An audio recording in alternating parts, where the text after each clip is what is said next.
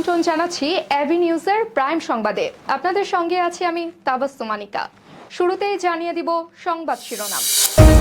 জাতীয় সংসদ নির্বাচনের রোডম্যাপ প্রকাশ। ফেব্রুয়ারির প্রথমার্ধে হবে নির্বাচন পরিবেশ গঠনে সক্রিয় র্যাব নিশ্চিত করেন র্যাব মহাপরিচালক। ডাকসু নির্বাচনে সক্রিয় ছাত্রদল সমর্থিত প্যানেল, প্রথম ইস্তেহার ঘোষণা। টিএফএফের রাতভর রুশ হামলা, নিহত 14 জন। গাজায় একদিনে 76 জন নিহত, মোট প্রাণহানি প্রায় 63,000।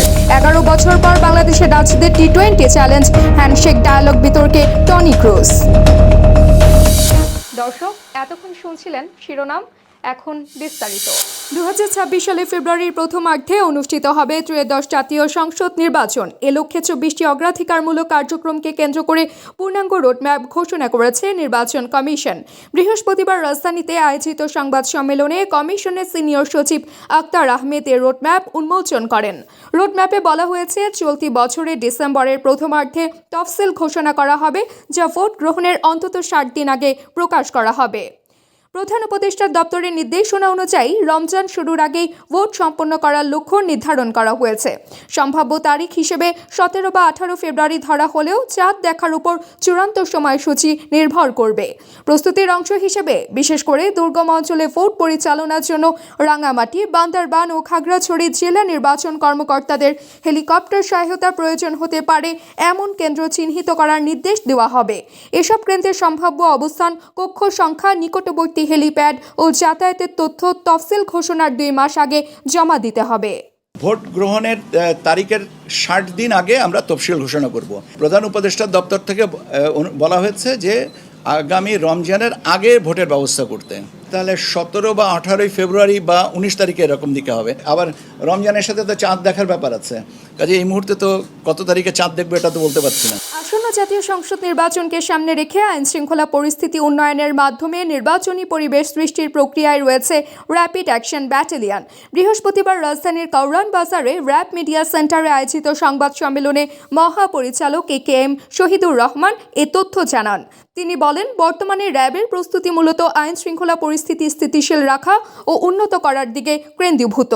নির্বাচনের সময় ঘনিয়ে এলে স্বরাষ্ট্র মন্ত্রণালয় ও নির্বাচন কমিশনের সঙ্গে সমন্বয় সভার মাধ্যমে দায়িত্ব বন্টন ও করণীয় নির্ধারণ করা হবে। সেই নির্দেশনা অনুযায়ী র্যাব মাঠ পর্যায়ে দায়িত্ব পালন করবে। মহাপরিচালক আরও জানান, বাহিনী সদস্যদের আইন ও বিধিবিধান বিষয়ে ইন হাউস প্রশিক্ষণ দেওয়া হচ্ছে, যাতে তারা দায়িত্ব পালনে আরও দক্ষ ও প্রস্তুত থাকতে পারেন। তার মতে, এই মুহূর্তে নির্বাচনী প্রস্তুতির সবচেয়ে গুরুত্বপূর্ণ ধাপ হল সার্বিক আইন শৃঙ্খলা পরিস্থিতির উন্নয়ন ও তা বজায় রাখা। আসন্ন ঢাকা বিশ্ববিদ্যালয় কেন্দ্রীয় ছাত্র সংসদ নির্বাচনে সবার আগে ইস্তেহার ঘোষণা করেছে ছাত্রদল সমর্থিত প্যানেল। বৃহস্পতিবার বিশ্ববিদ্যালয়ের বটতলায় আয়োজিত সংবাদ সম্মেলনে প্যানেলের ভাইস প্রেসিডেন্ট প্রার্থী আবিদুল ইসলাম খান লিখিত আকারে এই ইস্তেহার পাঠ করেন। ঘোষিত ইস্তেহারে মোট 10টি দফা অন্তর্ভুক্ত করা হয়েছে। প্যানেলের পক্ষ থেকে জানানো হয়, এই ইস্তেহার শুধু প্রতিশ্রুতি নয়, বরং পরিবর্তনের জন্য একটি সুস্পষ্ট কর্মপরিকল্পনা। ঘোষিত 10 দফার মূল বিষয়গুলো সংক্ষেপে তুলে ধরা হলো। শিক্ষা ও গবেষণা অগ্রাধিকার, নারী শিক্ষার্থীদের সুরক্ষা ও সক্ষমতা, মানসম্মত স্বাস্থ্যসেবা, শিক্ষা ব্যবস্থার আধুনিকায়ন, যাতায়াত উন্নয়ন, প্রশাসনিক সেবা সহজীকরণ, ক্রীড়া ও সংস্কৃতি বিকাশ, ডিজিটাল নিরাপত্তা, পরিবেশ বান্ধব উদ্যোগ, কার্যকর ডাকসু ও আন্তর্জাতিক সম্পৃক্ততা।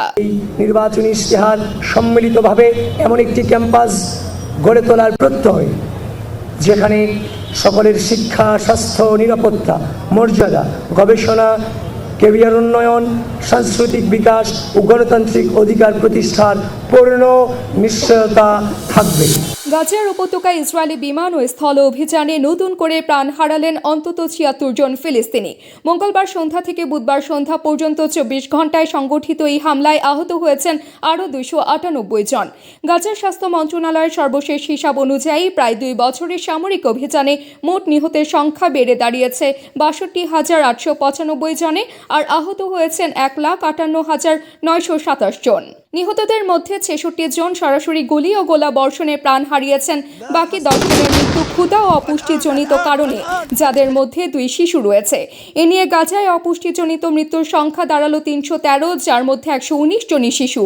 যুদ্ধবিধ্বস্ত এই অঞ্চলে খাদ্য ও ত্রাণ সংগ্রহ করতে যাওয়া সাধারণ মানুষের ওপরও হামলা অব্যাহত রেখেছে ইসরায়েলি বাহিনী। গত 24 ঘন্টায় ত্রাণ নিতে গিয়ে গুলিতে নিহত হয়েছেন 18 জন এবং আহত হয়েছেন আরও 106 জন।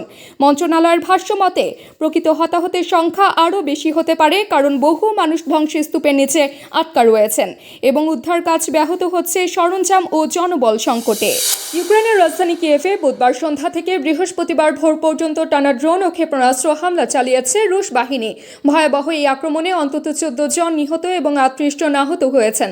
স্থানীয় কর্তৃপক্ষ জানিয়েছে কিয়েভের 13টি এলাকায় আবাসিক ভবন সহ বিভিন্ন স্থাপনা আংশিক বা সম্পূর্ণভাবে ধ্বংস হয়েছে।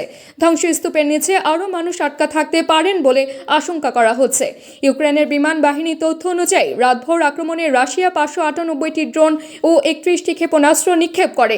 এর মধ্যে 563টি ড্রোন এবং 26টি ক্ষেপণাস্ত্র ভূপাতিত করতে সক্ষম হয়েছে ইউক্রেনীয় প্রতিরক্ষা ব্যবস্থা। সামরিক বাহিনীর রাজধানী ইউনিটের প্রধান তাইমুর তাকাচেঙ্কো জানিয়েছেন হতাহতের সংখ্যা আরও বাড়তে পারে। রাষ্ট্রপতি ভ্লাদিমির জেলেনস্কি সামাজিক যোগাযোগ মাধ্যমে হামলার নিন্দা জানিয়ে বলেন, আলোচনা টেবিলের পরিবর্তে রাশিয়া ব্যালিস্টিক ক্ষেপণাস্ত্র বেছে নিয়েছে এবং যুদ্ধ শেষ না করে হত্যাযজ্ঞ চালিয়ে যাওয়ার সিদ্ধান্ত নিয়েছে। তিনি আন্তর্জাতিক সম্প্রদায়ের প্রতি আহ্বান জানান, এই আগ্রাসন বন্ধে আরও কঠোর পদক্ষেপ নিতে হবে। টি-20 সিরিজ খেলতে দীর্ঘ বিরতির পর বাংলাদেশে পা রেখেছে নেদারল্যান্ডস ক্রিকেট দল। সর্বশেষ 2014 সালে টি-20 বিশ্বকাপ খেলতে এসে সিলেটের মাটিতে ম্যাচ খেলেছিল তারা। এবার 3 ম্যাচের দ্বিপাক্ষিক সিরিজে অংশ নিতে এসে ডাচ অধিনায়ক স্কট অ্যাডওয়ার্ডস স্পষ্ট জানিয়ে দিয়েছেন, বাংলাদেশের মাটিতে জয় পাওয়া সহজ হবে না, তবে সাম্প্রতিক পারফরম্যান্স তাদের আত্মবিশ্বাস জোগাচ্ছে। সিলেটে ম্যাচ পূর্ব সংবাদ সম্মেলনে অ্যাডওয়ার্ডস বলেন, ভিন্ন ফরম্যাট ও ভিন্ন পরিবেশে খেলতে নামলেও অতীতের সাফল্য সবসময় আত্মবিশ্বাস বাড়ায়। তার মতে দুই দলেরই আগের স্কোয়াড থেকে অনেক পরিবর্তন এসেছে, তবে নেদারল্যান্ডস সাম্প্রতিক সময়ে ধারাবাহিকভাবে ভালো খেলছে এবং সেই ধারাবাহিকতা বজায় রাখার লক্ষ্য নিয়েই তারা মাঠে নামবে। নতুনদেরও দ্রুত প্রস্তুত করে তোলার পরিকল্পনা রয়েছে দলের। এবার ফুটবলের খবর। জার্মানির শীর্ষ লিগ বুন্দেসলিগায় চলতি মৌসুমে চালু হওয়া নতুন নিয়ম হ্যান্ডশেক ডায়ালগ ঘিরে শুরু হয়েছে তীব্র বিতর্ক। নিয়ম অনুযায়ী ম্যাচ শুরুর 70 মিনিট আগে উভয় দলের অধিনায়ক ও কোচদের রেফারির সঙ্গে সংক্ষিপ্ত আলোচনায় অংশ নিতে হবে, যার উদ্দেশ্য পারস্পরিক শ্রদ্ধা বৃদ্ধি ও ম্যাচ চলাকালীন উত্তেজনা কমানো। তবে সাবেক জার্মান মিডফিল্ডার টনি ক্রুস এই উদ্যোগকে কার্যত অকার্যকর বলে আখ্যা দিয়েছেন। তার মতে ম্যাচের আবেগ ও প্রতিযোগিতার তীব্রতা নিয়ন্ত্রণে এই নিয়মের কোনো বাস্তব প্রভাব পড়বে না, বরং এটি অধিনায়কদের প্রস্তুতির ধারাবাহিকতা ব্যাহত করতে পারে। ক্রুস বিষয় প্রকাশ করে বলেন, VAR এর মতো গুরুত্বপূর্ণ ইস্যুতে মনোযোগ না দিয়ে এমন নিয়ম প্রবর্তন অর্থহীন। দর্শক, এতক্ষণ আমাদের সঙ্গে থাকার জন্য ধন্যবাদ। সর্বশেষ সংবাদ পেতে ভিজিট করুন আমাদের ওয়েবসাইট www.abnewsinternational.com এ। সেই সঙ্গে নিয়মিত ভিডিও নিউজ পেতে আমাদের ফেসবুক পেজ ও ইউটিউব চ্যানেলে চোখ রাখুন।